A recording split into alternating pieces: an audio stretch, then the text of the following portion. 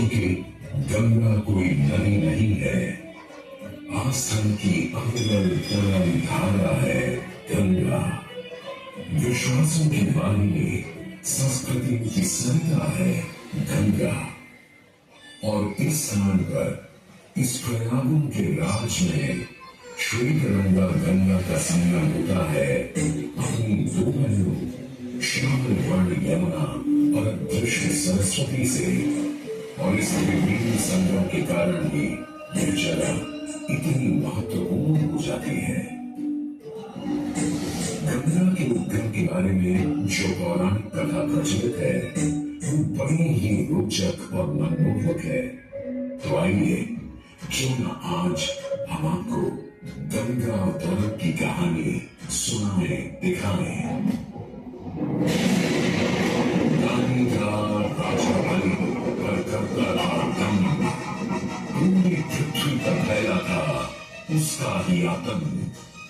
उसके आतंक को रोकने विष्णु ने धरा एक रूप, 12 अंगुल का बौना बनकर पहुंचे जहां तक हो।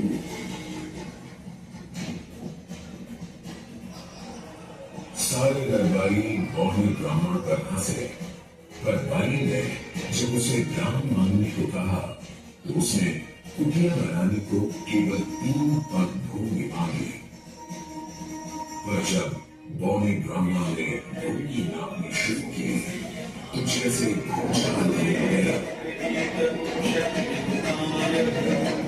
वाहन ने पहले पग में पूरी धरती नापी और अगले कदम से स्वर। ब्रह्मा जी ने भगवान विष्णु के चरण धोकर उस जल को अपने कमंडल में भर दिया। और अब वामन अवतार ने अपना तीसरा पग बलि के सिर पर रख उसे पाताल लोक भेज मुक्ति दे दी।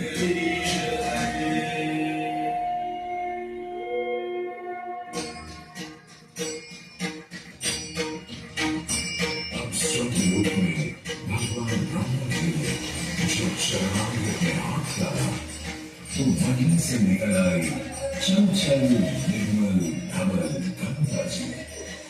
पवित्रा क्यों चंचला, आज से तू मेरी पुत्री और नाम तेरा गंगा।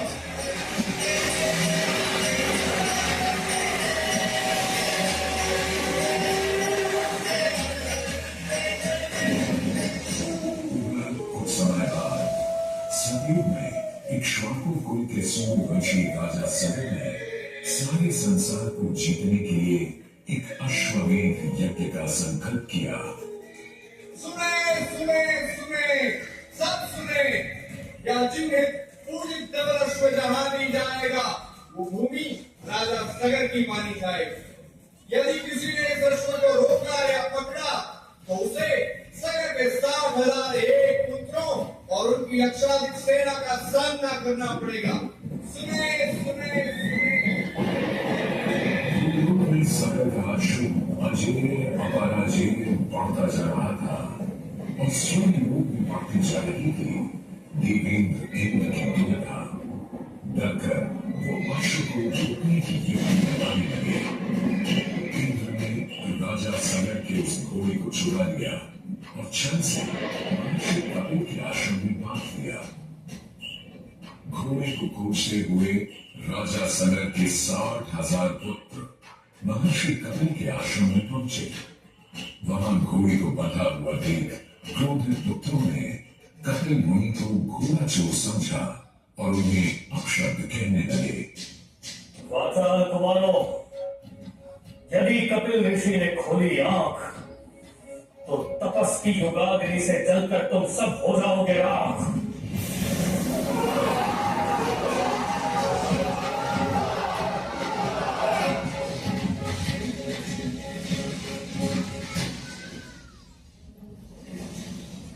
उधर सगर थे चिंतित, न अश्व का पता था न पुत्रों का कोई समाचार। पिता का दुख देख पुत्र अंशुमन चल पड़े खोज पर। जब महर्षि कपिल के आश्रम पहुंचे तो देखा अश्व को और साथ ही अपने 60,000 भाइयों की भस्म को। महर्षि से की क्षमा याचना और पूछा तर्पण का उपाय। तुम्हारे भाई थे घमंडी, अविवेकी और अभिमानी। भस्म कर दिया उन्हें मैंने, जो उन्होंने मेरी नहीं मानी। गंगा जल, केवल गंगा जल ही दे सकता है मुक्ति उन्हें, जो भस्म हुए तुम्हारे परिजन। अंशुमन को अपने भाइयों के तर्पण के लिए गंगा को लाने का बहुत मन था, किंतु किसी को राजधर्म भी तो निभाना था और राज भी चलाना था। देखते देखते 7 पीढ़ियां गुजर गईं, पर 7 पीढ़ियों के बाद समय आने पर राजकुमार भगीरथ ने राजा बनने से साफ मना कर दिया।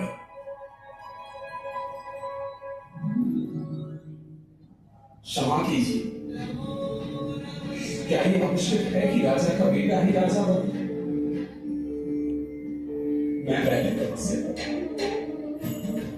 और फिर ब्रह्मा से दुर्गा को मांग कर पृथ्वी पर ले आऊं और फिर उनके पावन पवित्र जल से अपने 60,000 पूर्वजों का तर्पण करूं। वर्ष बदले, ऋतुओं की हवा बदली, नदियों के किनारे बदले, किंतु नहीं बदला भगीरथ का संकल्प। गंगा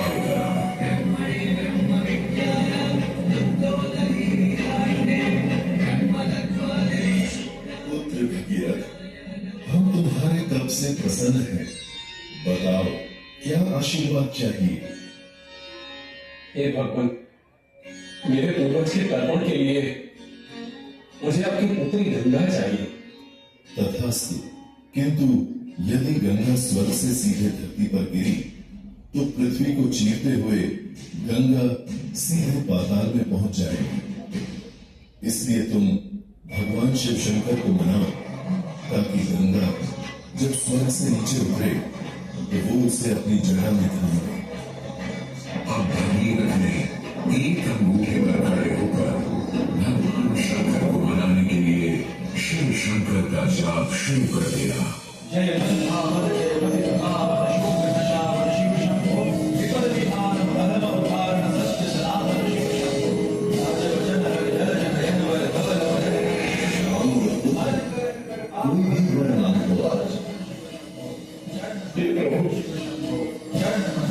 जब गंगा स्वर्ग से धरती पर गिरे तब आप बीच में उन्हें अपनी जटाओं में सांध ले, नहीं तो पूरी पृथ्वी नष्ट हो जाएगी। बस इतनी सी बात? ठीक है, ब्रह्मदेव से कहो शिव तैयार है, आने दो गंगा को, आने दो।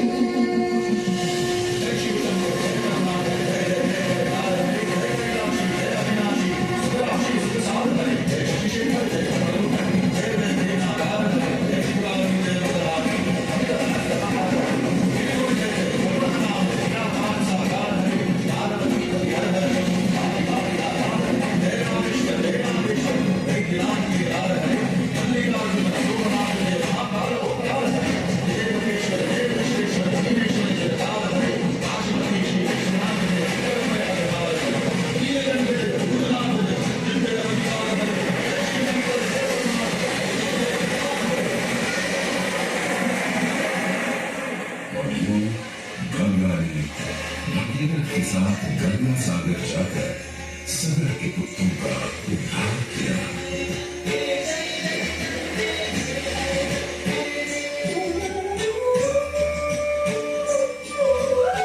साथ ही वह भारत की सबसे महत्वपूर्ण नदी बन गई, जिसका भारत के जीवन में धार्मिक, आर्थिक, सामाजिक, ऐतिहासिक अभिदान अनंत है।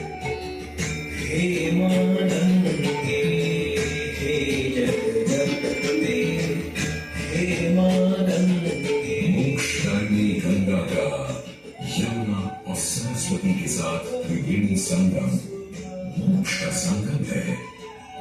प्रत्येक 12 वर्षों में यह महाकुंभ का स्नान करता है सर्व सिद्धि प्रदान और देता है मोक्ष का वरदान